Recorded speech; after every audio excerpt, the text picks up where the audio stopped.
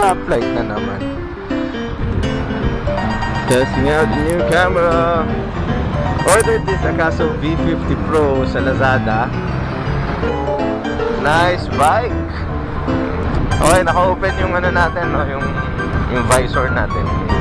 Tingnan natin kung may wind noise. Alam ko, si G1, tiga dito lang yun eh. I think it's around 2 AM in the morning. Night mode.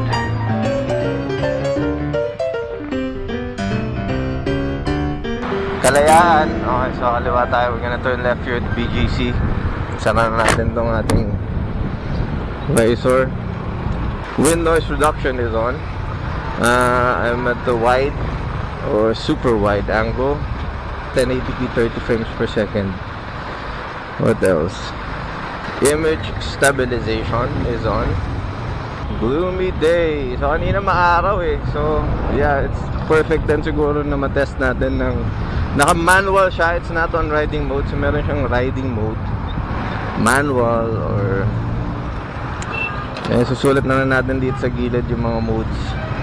Ordered this AKASO V50 PRO sa Lazada. Okay, 9.9 sale.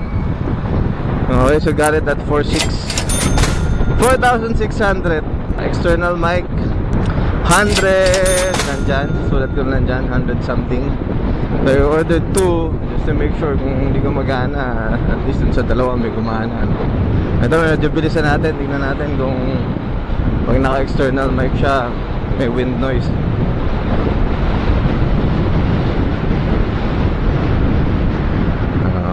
Okay. So I'm using the LS2 Metro. So kung familiar kayo sa LS2 Metro, naka-open lahat ng vent. Isa to sa mga helmets ng LS2 na talagang open, maraming mga vents, no? So pag sa highway medyo windy. So modular siya, modular. Then, hindi naman yung helmet yung pinag-uusapan natin, no? Pero yes, syempre maapektuhan yung mic natin. Okay, so ngayon naka-open lahat ng vent. So naririnig yung hangin pumapasok sa helmet. Di ba? Sabi sa inyo, puro bawat kanto dito stoplight. Nice bike, bro.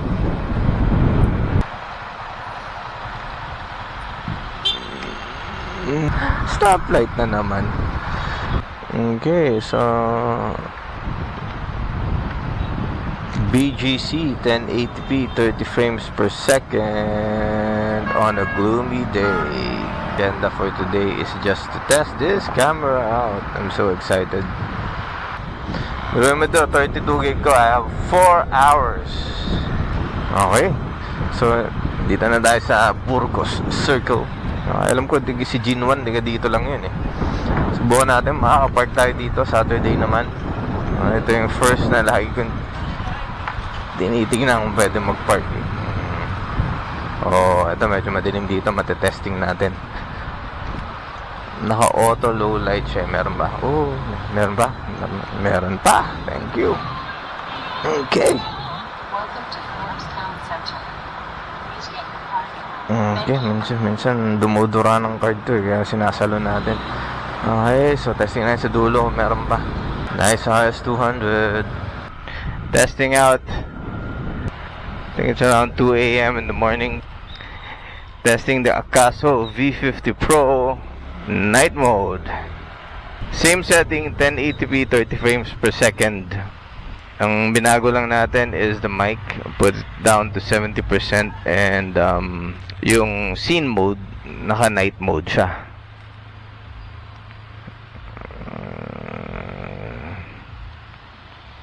Check natin. Let's check kung makukuha yung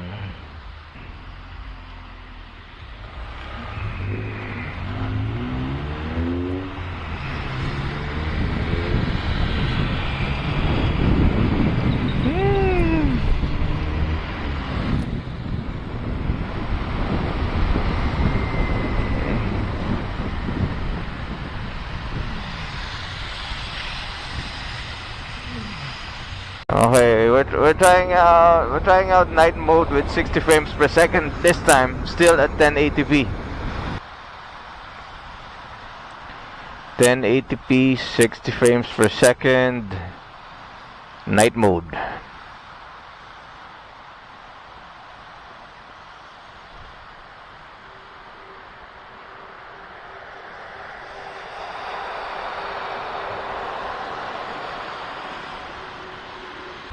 (720p), 120 frames per second. Siya, medyo umaambon, so we're just gonna keep this short.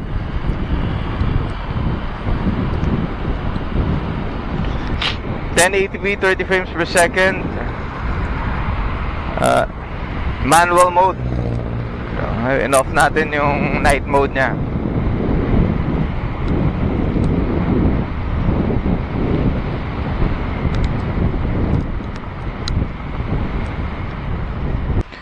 Okay, last one, umuulan no? So, 1080p, 60 frames per second, manual mode.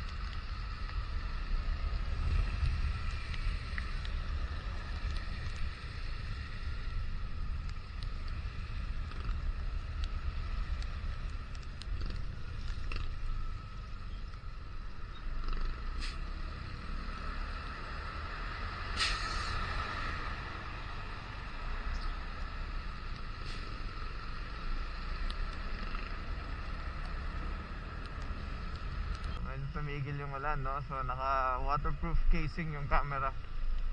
Setting is at 1080p, 60 frames per second, manual mode.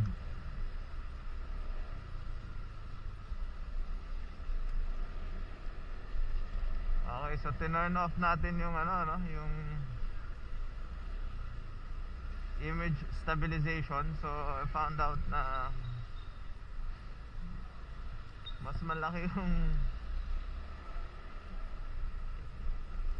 mas maganda yung mas malaki yung angle, yung wide angle pag naka off yung image stabilization.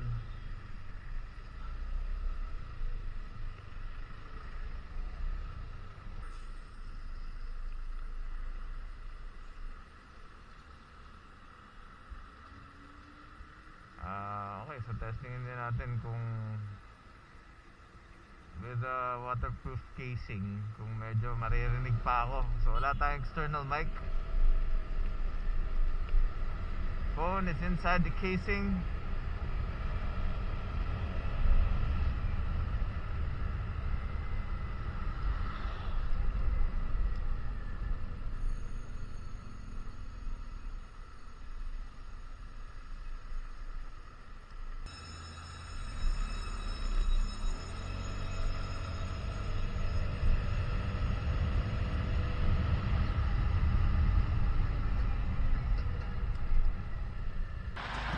Another test ride with the AKASO V50 PRO. External mic, 1080p, 60 frames per second. Manual mode without the image stabilization.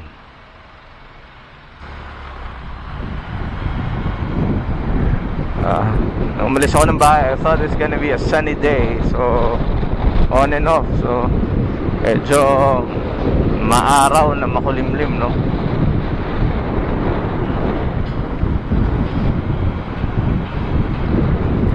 So last night we did a quick dinner ride sa Pico de Pino sa Marilac. It was a good ride up. It was good, pero sa inulan kami pa uwi. So hindi ko alam kung makakita nyo yun.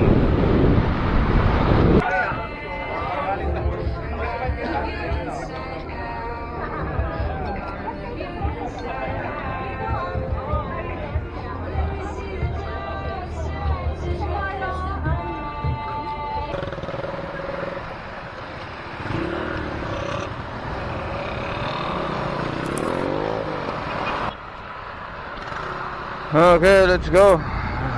Fucking stoplight. Let's go.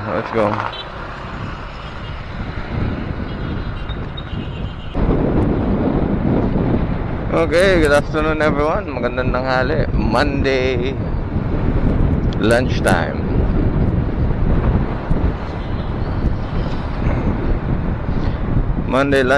And we're still testing out every day going to work. We're trying to test and try to shoot some videos with this AKASO V50 Pro. Today is the most sunniest day ever. Finally the sun is out. Hopefully this week we can get a decent ride out with the sun out, so we can test this camera. Good afternoon everyone. Sunny day once again. Still checking out the AKASO V50 Pro with external mic, shooting at 1080p, 60 frames per second without image stabilization, but this time on riding mode. There you go, Manila traffic, lunchtime, BGC.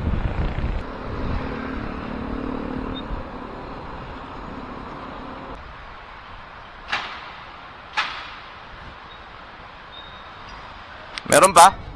Wala na, sir. Wala na. Bro, wala na? Okay, ito yung problema natin sa BGC. There's not much parking actually for everything, but mostly for bikes. And it is really so expensive to park in BGC. Actually too much. It's like discouraging you to use your cars. If you're just going here to eat or to shop, then I think it's okay. But if you work here and you're gonna spend like more than 8 hours a day, it would really not be advisable to bring a car. It's just gonna cost too much. Hence why I am using a bike. But the problem is parking is a pain in the ass.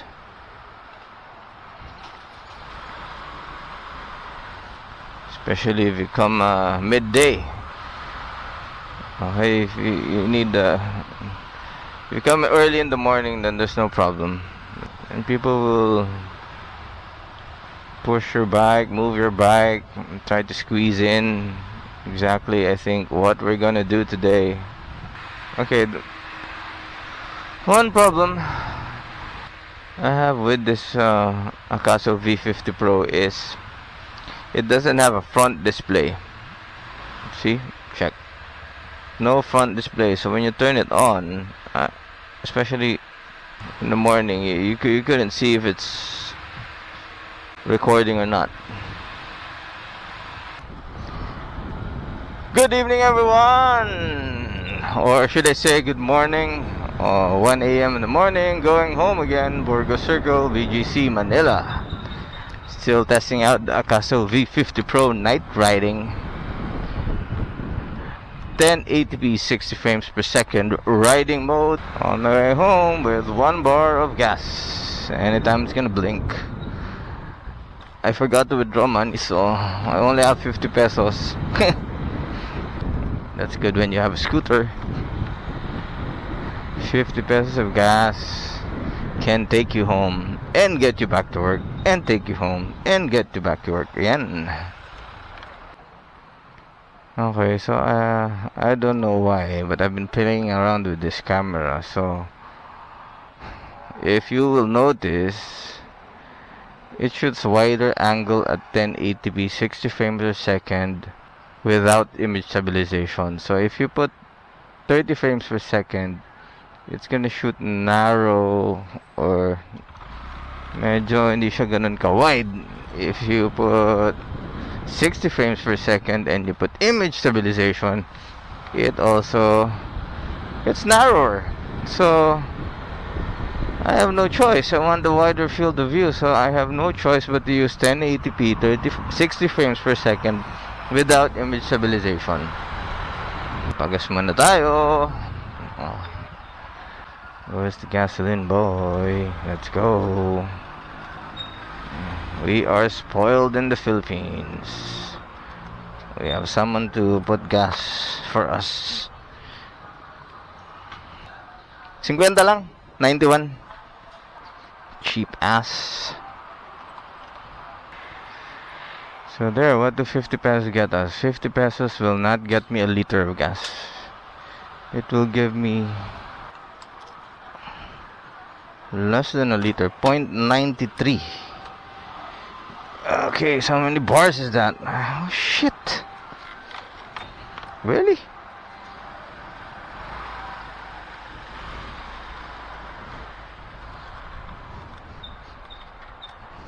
Two bars?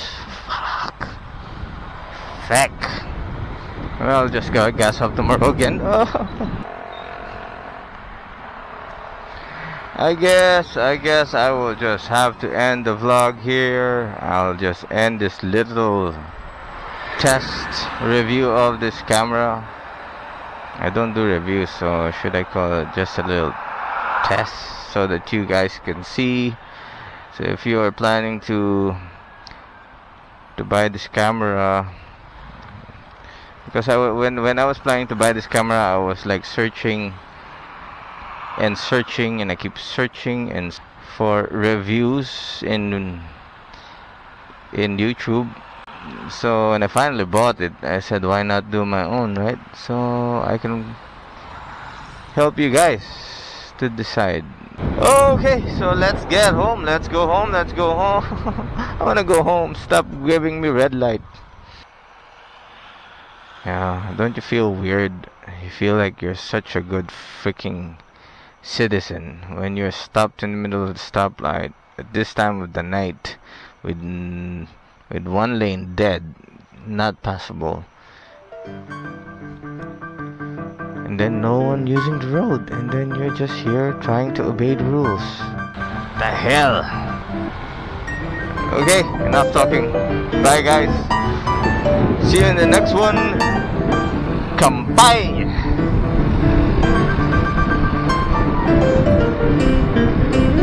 Yay! Uhuy!